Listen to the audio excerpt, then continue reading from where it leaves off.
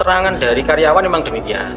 Tapi kalau kita melihat surat edaran dari Kemenaker Tenaga Kerja Pusat kan SE itu mengatakan tidak boleh perusahaan itu melakukan penahanan terhadap dokumen pribadi. Itu juga sebenarnya yang melanggar. Kalau perusahaan itu melakukan training, memberikan keahlian terhadap karyawan mungkin tidak apa-apa.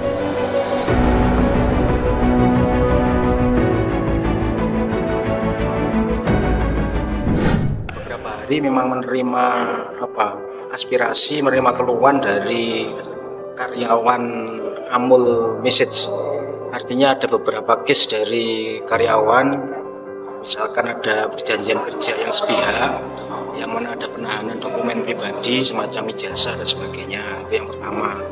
Yang kedua juga ada beberapa hal yang kebijakan yang memberatkan dari Amul Message, seperti ada penalti. Jadi ketika karyawan itu ada kesalahan, kemudian baik keluar maupun dikeluarkan dari pihak perusahaan, itu ada penalti sampai sekitar 45 juta demikian. Kemudian ada beberapa hal lagi terkait hal kebijakan teknis, yang mana seharusnya pelayanan misalkan terapi untuk urat misalkan, tetapi kan tidak ada sertifikat keahlian di perusahaan itu, tapi tetap diberikan layanan, sehingga ada semacam semacam malpraktek seperti itu. Nah, itu kan perlu memang kita tidak lanjuti. Yang pertama, kemarin saya sebenarnya sudah koordinasi, kita mendirect dinas terkait ketenaga kerjaan terkait ijazah. Kemarin sudah dilakukan pengembalian dokumen ijazah. Namun demikian, ternyata itu hanya beberapa saja dan belum tuntas dan tidak menyelesaikan masalah yang ada. Nah, sehingga mereka kemudian datang lagi ke kami. Nah, ini planning nanti sepertinya kita harus melakukan memanggil beberapa dinas atau instansi terkait.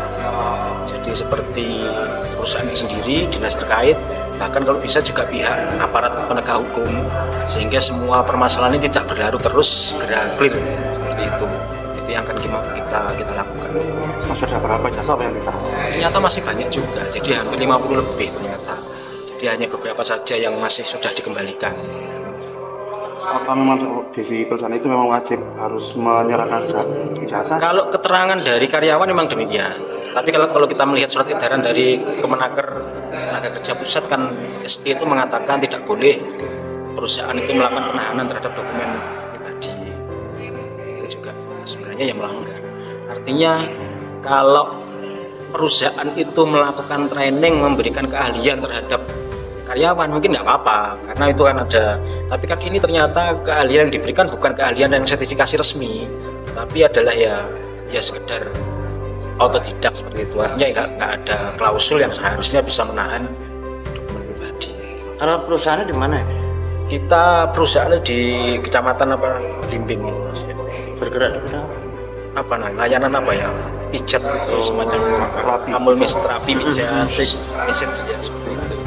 Pak, alasan perusahaan menahan ijazah ini apa, Pak? Kalau sebenarnya dari sisi ini ya mungkin dari perusahaan itu punya pemikiran bahwa mengurangi tingkat turnover.